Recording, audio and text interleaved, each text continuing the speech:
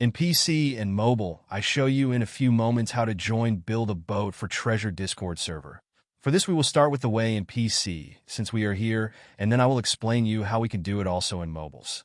To do this, click on the Discover icon that we can see in the lower left corner of our application.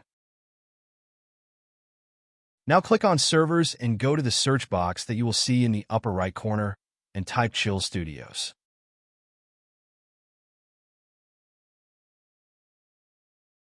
Now click on the server we are looking for, and then click on the Join button at the top of our Discord application.